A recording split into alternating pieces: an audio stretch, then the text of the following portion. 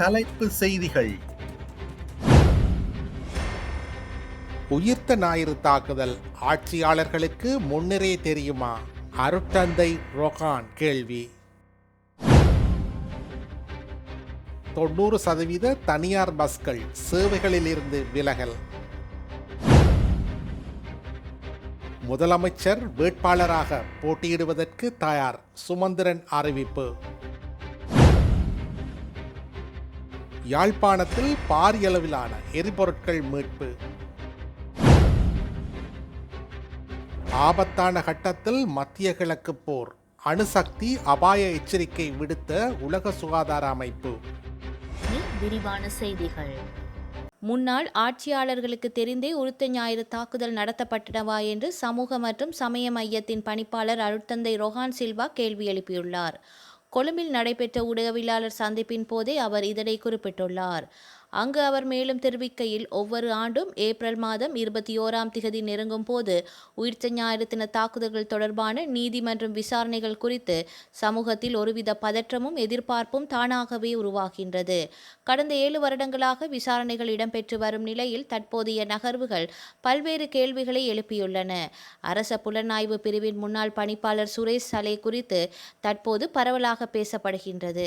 கடந்த காலங்களில் அவரது பெயர் இந்த சம்பவங்களுடன் எவ்வித தொடர்புறாதவாறு மறைப்பதற்கு பல முயற்சிகள் எடுக்கப்பட்டதாக கூறப்படுகின்றது. சுரேஷ் சலேவின் கைது சேனல் 4 ஊடகத்தில் அசாத் மௌலானா வெளியிட்ட கருத்துக்களை காரணம் என பலர் கருதுகின்றனர். ஆனால் நீதிமன்றத்தில் சமர்ப்பிக்கப்பட்ட அறிக்கையின்படி இராணுவத்தில் பணியாற்றிய சிலரின் சாட்சியங்களே இந்த தீர்மானம் மிக்க கைதுக்கு முக்கிய ஆதாரமாக அமைந்துள்ளன. முன்னாள் ஜனாதிபதி மைத்ரிபால சிறிசேன உள்ளிட்ட அரசியல் தலைவர்கள் மற்றும் அமைச்சர்கள் உயிர்த்த ஞாயிறு தின தாக்குதல்கள் குறித்து முன்னரே அறிந்திருக்க வாய்ப்புள்ளதாக விமர்சனங்கள் உள்ளன. இவ்வளவு காலம் கழித்து தற்போது உண்மைகள் வெளிவர தொடங்கியுள்ளமை குறித்து சமூகம் உன்னிப்பாக கவனித்து வருகின்றது என தெரிவித்துள்ளார். நாட்டின் தனியார் பேருந்துகளில் சுமார் 90% சேவையிலிருந்து விலகியுள்ளதாக தனியார் பேருந்து உரிமையாளர்கள் சங்கம் தெரிவித்துள்ளது. வரலாற்றில் முன்னெப்போதும் இல்லாத வகையில் அதிக அளவில் எரிபொருள் விலைகள் அதிகரிக்கப்பட்டுள்ளதால் இந்த சங்கத்தின் தலைவர் கெமுனு விஜயரத்ன தெரிவித்துள்ளார். இதன் காரணமாகவே நேற்றைய தினம் பேருந்துகளை இயக்காதிருக்க பேருந்து உரிமையாளர்கள் தீர்மானித்துள்ளதாக அவர் குறிப்பிட்டார். புதிய பேருந்து கட்டண திருத்தம் மேற்கொள்ளப்பட்ட பின்னரே பேருந்து சேவைகளை மீண்டும் முன்னெடுக்க எதிர்பார்ப்பதாக அவர் மேலும் தெரிவித்துள்ளார். எதிர்வரும் மாகாண சபை தேர்தலின் போது இலங்கை தமிழரசு கட்சியின் சார்பில் வடக்கு மாகாண முதலமைச்சர் வேட்பாளராக போட்டியிட தான் விரும்புவதாக அக்கட்சியின் பொதுச் செயலாளர் எம்.ஏ. சுமந்திரன் மீண்டும் உறுதிபட தெரிவித்துள்ளார். இந்திய ஊடகம் ஒன்றுக்கு வழங்கிய நேர்காணலின் போதே அவர் இந்த விடயத்தை குறிப்பிட்டுள்ளார்.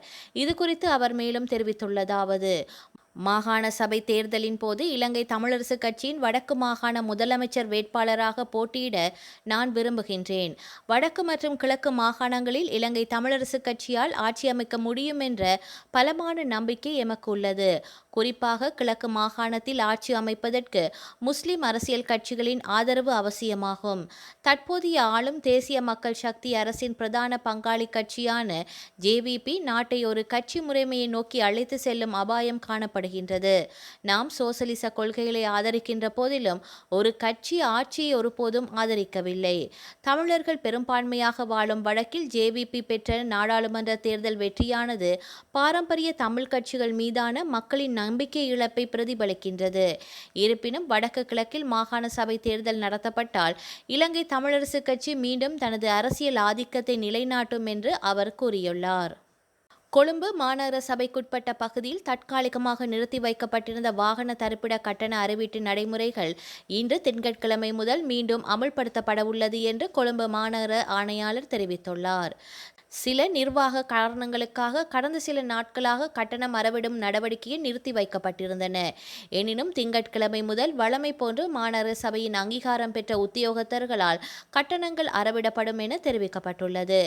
தரிப்பிட கட்டணங்களை செலுத்த தவறுபவர்கள் மற்றும் உரிய தரிப்பிட விதிகளை மீறி வாகனங்களை நிறுத்துபவர்களுக்கு எதிராக கடும் சட்ட நடவடிக்கை எடுக்கப்படும் என்று கொழும்பு மாநகர சபை எச்சரிக்கை விடுத்துள்ளது. எனவே கொழும்பு நகருக்குள் வாகனங்களை நிறுத்தும் வாகன சாரதிகள் மற்றும் உரிமையாளர்கள் மாநகர சபையின் விதிமுறைகளை பின்பற்றி ஒத்துழைப்பு வழங்குமாறு கேட்டுக் கொள்ளப்பட்டுள்ளனர். யாழ்ப்பாணத்தில் சட்டவிரோதமாக பதுக்கி வைக்கப்பட்டிருந்த பெருமளவான எரிபொருட்கள் நேற்று மீட்கப்பட்டன. ஊரெழு பகுதியில் உள்ள தனியார் நிறுவனத்தின் களஞ்சிய சாலை ஒன்றில் பதுக்கி வைத்திருந்த 4700 லிட்டர் டீசல், 800 லிட்டர் பெட்ரோல் மற்றும் 400 லிட்டர் மண்ணெண்ணெய் என்பன யாழ் மாவட்ட குற்றத்தடுப்பு பிரிவினரால் கைப்பற்றப்பட்டது. இதன்போது சந்தேக நபர் ஒருவரும் கைது செய்யப்பட்டுள்ளார். விசாரணைகளின் பின்னர் சந்தேக நபரை நீதிமன்றத்தில் முற்படுத்துவதற்கான நடவடிக்கைகளை போலீசார் மேற்கொண்டு வருகின்றனர்.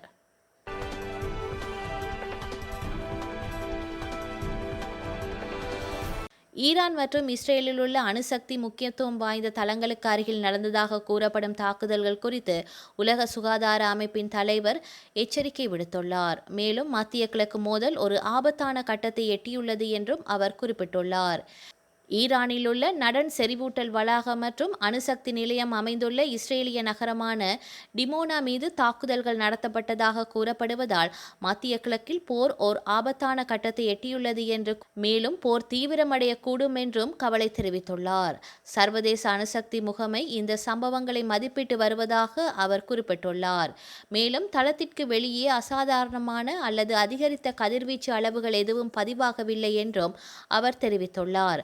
பரந்த அளவிலான அபாயங்கள் குறித்து எச்சரித்த அவர், அணுசக்தி தளங்களை குறிவைக்கும் தாக்குதல்கள் பொது சுகாதாரம் மற்றும் சுற்றுச்சூழல் பாதுகாப்பிற்கு அச்சுறுத்தலை உருவாக்குகின்றன என்றும் தெரிவித்துள்ளார். ஈரான் மீதான அமெரிக்க மற்றும் இஸ்ரேலிய இராணுவ நடவடிக்கைகளில் உலக நாடுகள் இணைய வேண்டும் என இஸ்ரேல் பிரதமர் பெஞ்சமின் நெதன்யாகு அழைப்பு விடுத்துள்ளார். ஈரான், இஸ்ரேல் மற்றும் அமெரிக்காவிற்கு மட்டுமல்லாமல் ஐரோப்பா உள்ளிட்ட உலக நாடுகளின் பாதுகாப்பிற்கு நேரடி அச்சுறுத்தலாக இருப்பதாகவும் அவர் தெரிவித்துள்ளார். தெற்கு இஸ்ரேலில் இருந்து இந்த அழைப்பை விடுத்த அவர், ஈரான் முழு உலகையும் ஆபத்தில் ஆழ்த்துகின்றது. மற்ற நாடுகளின் தலைவர்களுக்கும் இப்போரில் இணைவதற்கான நேரம் இது. அவர்களில் சிலர் இந்த திசையில் நகர தொடங்கியிருப்பதை காண்பதில் நான் மகிழ்ச்சி அடைகின்றேன். ஆனால் இன்னும் அதிகம் தேவைப்படுகின்றது என தெரிவித்துள்ளார். கடந்த மாத இறுதியில் அமெரிக்கா மற்றும் இஸ்ரேல் ஈரான் மீது கூட்டு தாக்குதலை தொடர்ந்தன. ஈரானும் இரு நாடுகள் மட்டுமன்றி அமெரிக்காவின் இராணுவ தளங்கள் உள்ள மற்ற நாடுகள் மீதும் தாக்குதலை தொடர்ந்து வருகின்றது. சுமார் 20 நாட்களுக்கும் மேலாக நடந்து வரும் இந்த போரில் ஈரானின் முக்கிய தலைவர்கள் பலர் கொல்லப்பட்டனர். ஆனாலும் ஈரான் தாக்குதலை கைவிடாமல் தொடர்ந்து போரில் ஈடுபட்டு வருகின்றது. நாட்டில் கிழக்கு பகுதியில் நேற்று நடத்தப்பட்ட வான்வெளி தாக்குதல்களை வெற்றிகரமாக முறியடித்ததாக சவுதி அரேபிய பாதுகாப்பு அமைச்சகம் தெரிவித்துள்ளது. கிழக்கு மாகாணத்தில் முக்கிய பொருளாதார மற்றும் குடியிருப்பு பகுதிகளை குறிவைத்து ஏவப்பட்ட 4க்கும் மேற்பட்ட ட்ரோன்களை சுட்டு வீழ்த்தியதாக அமைச்சகம் தனது அறிக்கையில் குறிப்பிட்டுள்ளது. முன்னதாக ரியாத் நகரில் ஒரு பொலிட்டிக்ஸ் ஏவுகணை சுட்டு வீழ்த்தப்பட்டதாகவும் தெரிவிக்கப்பட்டுள்ளது. ஈரான் அமெரிக்காவின் நட்பு நாடான சவுதி அரேபியாவில் அமெரிக்க இராணுவ தளம் உள்ளிட்ட பகுதிகளை தொடர்ந்து குறிவைத்து தாக்கி வருகின்றது. இந்த சூழலில் ஈரான் தூதரக அதிகாரிகளை தங்கள் நாட்டை விட்டு அடுத்த 24 மணி நேரத்திற்குள் வெளியேறும்படி சவுதி அரேபியா கட்டளையிட்டுள்ளது. ஈரானின் வெளிப்படையான தாக்குதல் தங்கள் நாட்டின் இறையாண்மை மீதான தாக்குதல் என்று சவுதி அரேபியா வெளியுறவு அமைச்சகம் கண்டனம் தெரிவித்துள்ளது. பொதுமக்கள் வசிக்கும் பகுதிகள், பொருளாதார முக்கியத்துவம் வாய்ந்த பகுதிகள் மீதான தாக்குதல் சர்வதேச விதிகளை மீறுவதாகும் என்றும் தனது அறிக்கையில் தெரிவித்துள்ளது. ஈரானின் இராணுவ அத்துமீறல் அந்த நாடு அடிக்கடி கூறும் இஸ்லாமின் சகோதரத்துவ விழுமியங்களை அதுவே மீறும் செயலாகும் என்று விமர்சித்துள்ளது. இது இரு நாட்டு உறவுகளில் நீண்ட நாள் தாக்கத்தை ஏற்படுத்தும் என்றும் தெரிவிக்கப்பட்டுள்ளது. வரலாற்றில் இன்று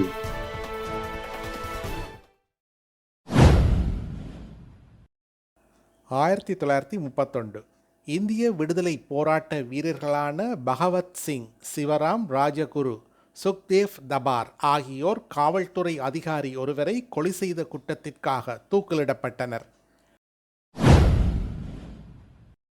1998 டைட்டானிக் திரைப்படம் 11 ஆஸ்கார் விருதுகளை வென்றது. 2008 ராஜீவ்காந்தி பன்னாட்டு வானூர்தி நிலையம் ஹைதராபாத்தில் திறக்கப்பட்டது. 2019 4 ஆண்டுகள் சண்டையின் பின்னர் அமெரிக்க ஆதரவு சிரிய ஜனநாயக படைகள் இஸ்லாமிய அரசு மீதான வெற்றியை அறிவித்தது. செய்திகளை உடனுக்குடன் தெரிந்து கொள்ள உடனே சப்ஸ்கிரைப் செய்து பெல் பட்டனை கிளிக் பண்ணவும்.